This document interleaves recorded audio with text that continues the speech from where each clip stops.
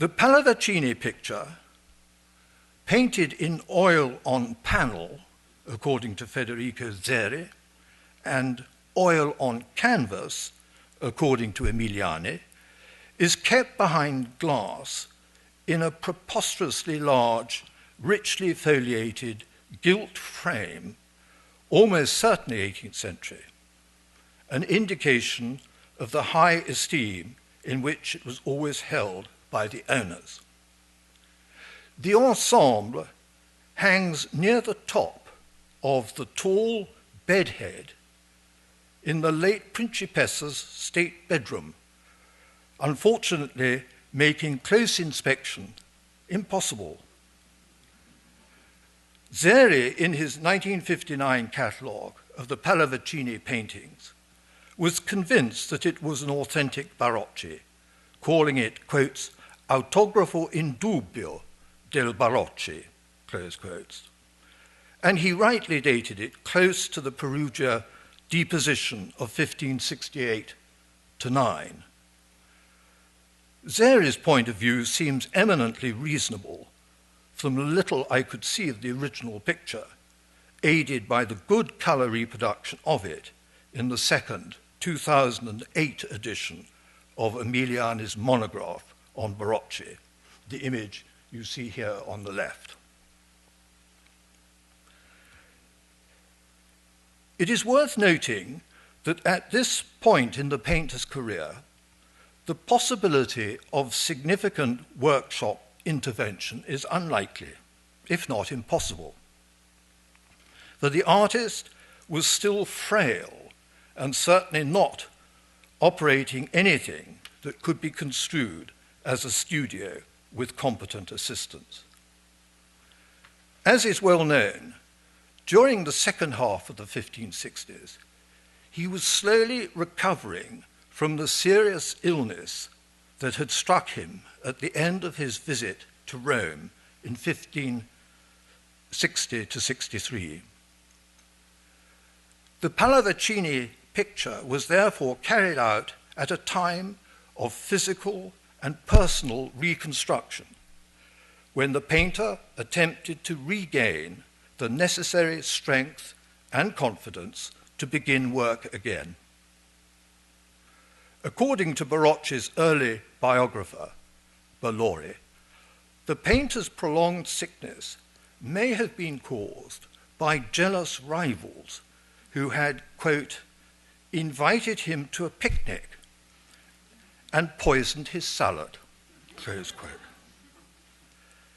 As Barocci goes on to explain, as a result of this episode, quote,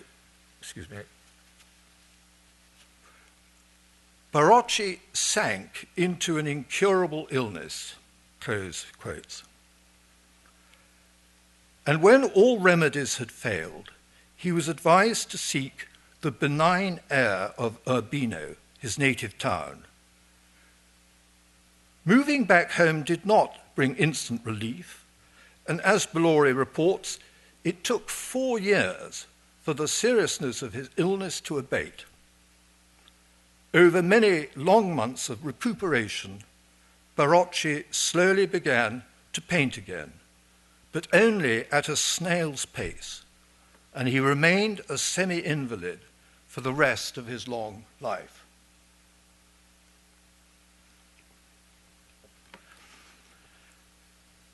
The first important painting that Barocci carried out following his illness was the Madonna di San Giovanni, which is on the screen now, in the Galleria Nazionale delle Marche, Urbino, generally dated around 1565, some 2 years after his return to Urbino from Rome.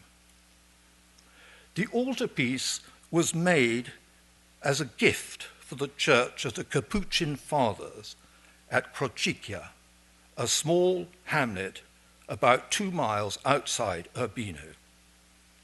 The Barocci family had a small holding there, and the painter must have spent time in the village resting. The picture marks a crucial step in the artist's return to work. and was a turning point in his spiritual and psychological life. From that moment until the end of his career, his paintings have a profound spiritual dimension, absent from those painted earlier in his life in Rome. Their sincerity is unmatched by those of any other painter of his time. And no doubt, this is an aspect of Barocci's work that particularly resonates with the present owner.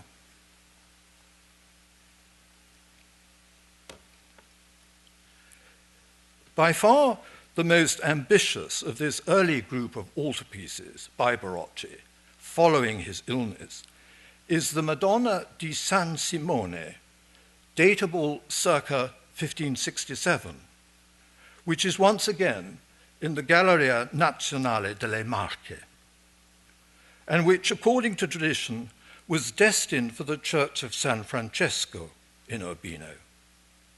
The composition is more complex, the setting more ample, and the two saints, Saints Judas Thaddeus and Simon, already conceived with the same degree of sophistication as the principal figures in Barocci's later paintings. Fully developed here is the sfumato of softness of outline that he had learnt from Correggio, which enabled him to create a unifying atmosphere within his compositions, evoking the natural appearance of forms in space.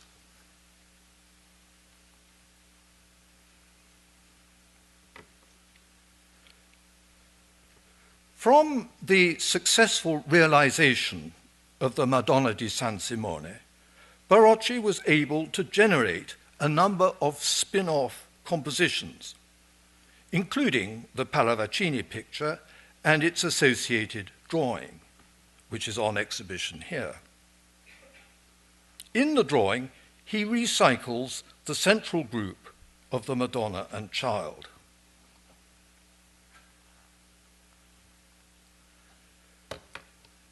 The Madonna has the same high forehead and plaited hairdo tied up with a white hairband as her counterpart in the Urbino picture. And in both compositions, she looks down demurely as she reads from a book, probably a prayer book. Some of the colors of the Madonna's drapery are similar, though obviously more muted in the drawing due to the subtlety of the chalk medium. But there are also differences, such as the scale and pose of the Christ child, the patterns of fold in the Madonna's drapery, and the fact that in the half-length composition, the showy brooch at her left shoulder is largely concealed by a veil. The pose of the Christ child differs in two important respects. In the drawing and Pallavicini painting, he cuddles up to his mother's body in what has been called a suckling pose, even though he does not actually feed from her breast, since it is not exposed. While in the San Simone altarpiece, he is seated on her lap with his body facing the front.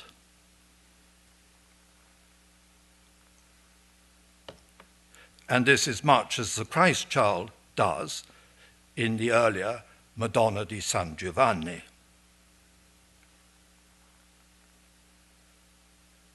There is also a significant difference of demeanor in the two renderings of the Christ child. In the spin-off composition, he is tranquil and looks out of the picture space, while in the altarpiece he seems a bit bored and restless, mischievous even, as he reaches his left hand forward to rustle the pages of his mother's book, exactly as children do when they are fed up with the story or wish to distract their mother's attention. For the first time in Barocci's career, a large number of preparatory drawings for the San Simone altarpiece has survived, revealing the extraordinary range of compositional and figural ideas that he considered before deciding on the final solution. Close examination of these drawings reveals that several of the figural poses that were abandoned would re-emerge in other works, including those that interest us here tonight. Some crucial motifs thus had earlier origins than has been supposed, and I shall come back to more of these in a moment. But let us look at one example now.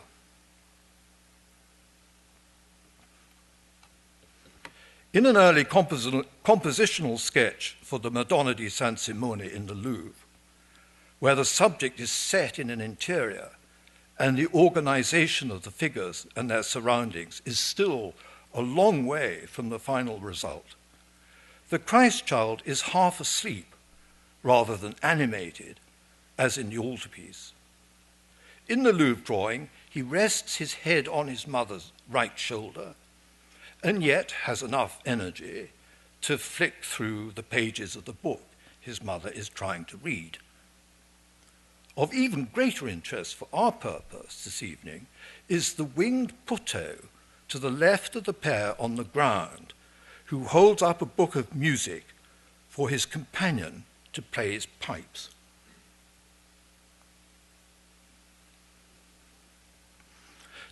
This Puto is, to all intents and purposes, in the same pose as the Christ child in the various versions of the composition of the Madonna reading. His left leg is stretched forwards, his right bent back, his body reclines to the left, his right arm is raised, and his head is turned over his right shoulder. We shall see many examples of this pose, which Barocci came to favor, particularly for showing the infant Christ suckling his mother.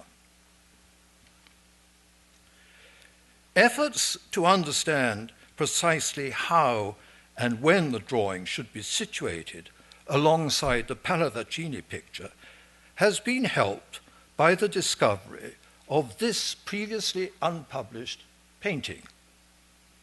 Seeing the three side by side, we can just consider their respective measurements.